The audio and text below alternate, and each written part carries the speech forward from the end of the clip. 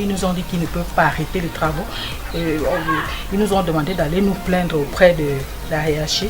Vous voyez, non. Parce qu'à un moment, bon, pas un moment, depuis un certain temps, depuis les vacances, il n'y avait pas des eaux ici, là. Mais là, à côté de l'école, c'est un lac. Et le lac, depuis qu'ils font les travaux, les eaux sont en train de monter par ici. Et les eaux, et vous voyez, il y a une brousse. Et cette brousse, dedans, il y a les reptiles, il y a les serpents. Depuis un bon bout de temps, on a attrapé, vous voyez ici, c'est un bâtiment qui contient 4 studios. Le premier studio, on a tué le serpent qui est monté. Et là, la fois passée ici, il y a le voisin qui vend son vin en bas. On a attrapé le boa qui est venu et ils ont poursuivi et le boa est reparti. Donc nous, on a peur et nous avons des enfants. Les eaux ne font que monter. Bientôt la saison de pluie. Donc s'ils ne font pas vraiment quelque chose ici, là, ces maisons-là seront vraiment inondées. Nous avons constaté, pour le déplorer, que nous n'avons pas la même vision. Nous n'avons pas les mêmes objectifs. Parce que lorsque un syndicat est mis en place, c'est pour la défense des intérêts des agents. On ne peut pas faire du syndicalisme pour défendre une administration. Et au regard des manquements observés de la part du SINAPAP, nous avons tout simplement décidé de rompre un peu notre cohabitation, si vous voulez. Bon, d'accord. Au niveau des exemples, je prendrai quelques-uns.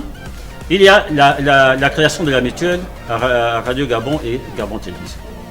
Le CIPROCOM a dit qu'il faudrait, en ce qui concerne la mutuelle, que le président de la mutuelle soit élu par ses pairs, par tout le monde, et comme ça, on a une mutuelle digne. Mais le CIPROCOM, le SINAPAP, n'a pas vu ça de cet œil. D'où Mme Aminata, elle s'est autoproclamée présidente de la mutuelle, ce qui était contraire à la vision du CIPROCOM. Deuxième exemple, elle est allée dire que le ministre lui aurait donné instruction de fédérer tous les syndicats. Mais le ministre n'a jamais donné instruction de fédérer les syndicats. Le ministre, au cours d'une séance de travail, avait dit « Pourquoi ne vous mettez-vous pas ensemble pour mettre en place une fédération ?» Au cours d'une rencontre avec le ministre d'État de la Communication, il avait suggéré qu'il souhaiterait que nous mutualisions nos syndicats en fédération afin de faciliter les échanges. Car nous sommes du même secteur. Le SINAPAP, étant à la tête d'une confédération, n'a pas trouvé un obstacle à cette proposition. Ainsi, l'AGP, l'IGIS et le SINAPAP travaillent conjointement dans ce sens. Le SINAPAP vient de participer activement, ainsi que la Confédération Bloc Syndical de première seconde, aux travaux de réforme de la fonction publique auprès des autres camarades. La restitution de ces travaux ont été faits au cours d'une assemblée générale tenue le 7 août 2020. Mais aussi le dépistage massif des agents qui est en cours afin de nous protéger contre la pandémie actuelle Covid-19.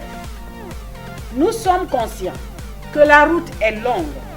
Le SINAPAP va poursuivre sa lutte dans le cadre du dialogue social impulsé par l'actuel chef de notre département et des responsables des entités, à savoir Radio Gabon, Gabon Télévision et Télédiffusion Gabon, afin que les avantages liés à notre spécificité, inscrits dans notre statut général, soient appliqués, à savoir la prime d'astreinte, la prime vestimentaire, la prime de risque, etc.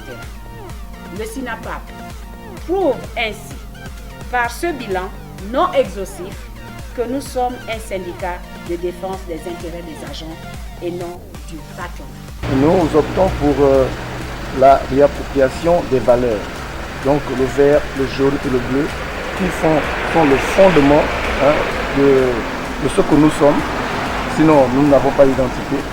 C'est pour cela nous avons observé que dans certaines zones, il n'y avait pas de drapeau. Donc, l'État a fait un travail sur nous venons dans le sens de renforcer ce qu'ils ont fait dans notre quartier à Québec, comme nous le faisons souvent chaque année.